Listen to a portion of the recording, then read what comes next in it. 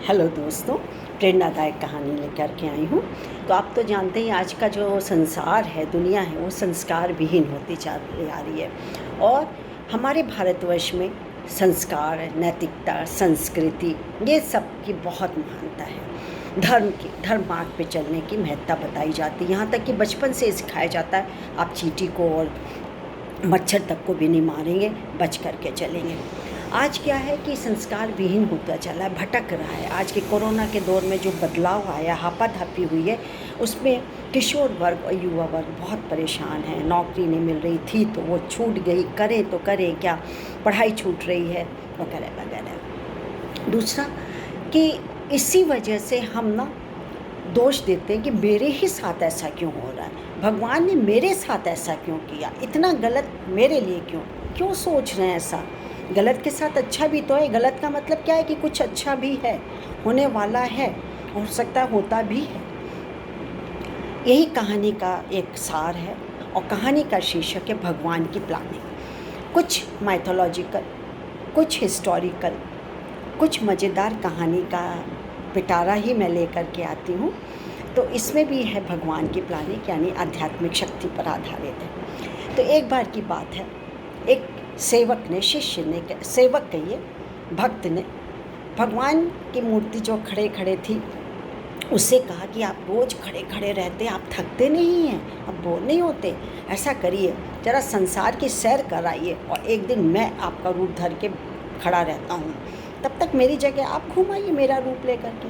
भगवान बड़े खुश हो गए, बोले ऐसा भी भक्त है मेरा जो मेरा भला चाह रहा है। बोले अच्छा ठीक है, लेकिन देखो कोई भी कुछ भी मांगने आए, मेरी तो शर्त यही है, भगवान बोले, कोई भी कुछ भी मांगने आए तो मुंह से कुछ भी मत बोलना, कोई वचन मत बोलना, कुछ भी नहीं उससे बोलना। बोला ठीक है, ये कौन सी बड़ी बात है। और फिर एक दूसरे का रूप धर के भगवान कृष्ण विदा हो गए, भक्त का रूप धर के, और भक्त जो की है कृष्ण का रूप धर के अडिग होकर के खड़े हो गए। अब इतने में वहाँ से एक सेठ गुजरा। सेठ ने कहा कि भगवान, मेरा कारोबार मैंने नया शुरू किया है, मैं आपसे यही प्रार्थना करता हूँ मेरा कारोबार खूब अच्छा चले, दिन दूनी रात चौगनी हो। और भगवान के चरणों में झुक गया आशीर्वाद लेने के लिए। तो उसका पर्स जो कि था पैसे से भरा, सेठ था, पैसे से भरा बटुआ गिर गया, उसने ध्यान ही नहीं दिया, वो पलट के चला गया। इतने में एक भिखारी आया, वो भगवान के चरणों में जैसे झुका और बोला कि भगवान आज मुझे इतना दे देना जिससे कि मैं भूखा और अतिथि भी भूखा ना हो, और मेरे बीवी बच्चे बहुत भूखे हैं, उनकी मदद कर दो। तो अब बगल में देखा कि अरे बटुआ पड़ा है, नोट झाँक रहा है उसमें से, फटाक से उसने इधर देखा उधर देखा, फट से बटुआ रख लिया। ठीक है, अब क्या वो चलता बना। इधर तीसरा व्यक्ति आया, नाविक, देखा भगवान खड़े हैं, तो उसने कहा कि भगवान से कि भगवान मैं 15-20 दिनों के लिए समुद्र यात्रा पे जा रहा हूँ और कोई भी दुर्घटना ना हो, मैं सकुशल लौट आऊँ। बस कह के झुका ही था, इतने में ही देखा पीछे से हल्ला मच रहा। अरे भैया, उस सेठ राम तो पुलिस लेकर के आ गए। क्यों भाई? तो बोला, पुलिस से बोला कि देखिए मैं इसी जगह आया था अभी और मैं कहीं गया ही नहीं हूँ, मेरा बटुआ यहीं गिरा होगा। और वहाँ नाविक खड़ा था, नाविक की तलाशी ली तो देखा बटुआ मिल गया और उसको पुलिस ले जाने लगी। तभी वहाँ आकाशवाणी हुई, वहाँ आकाशवाणी नहीं, मतलब वो जो सेवक बन के कृष्ण जी खड़े थे बीच में ही बोल पड़े कि अरे अरे अरे अरे, इसने नहीं चुराया है बटुआ, वो तो एक गरीब ने चुराया हुआ है, वो फलाने फलाने ऐसे रास्ते गया हुआ है। बस पकड़ के ले आए और नाविक की जगह गरीब व्यक्ति जो भूखा था और अपनी बीवी बच्चों के लिए पैसा मांग रहा था, उसको पकड़ के ले गए। कहानी समाप्त हो गई। अब सोचिए, शाम को रात में दोनों जने मिले, बड़े खुश हो गए जो कि सेवक बना था कृष्ण जी। अरे पूरी दास्तान सुना दी उन्होंने। भगवान ने अपना सिर पटका, हे तूने ये क्या किया, तुझसे बोला था कि मत बोलना, ना कोई किसी को मुंह भी मत खोलना और ना ही किसी को वचन देना, क्यों किया तुमने, सब गड़बड़ कर दी।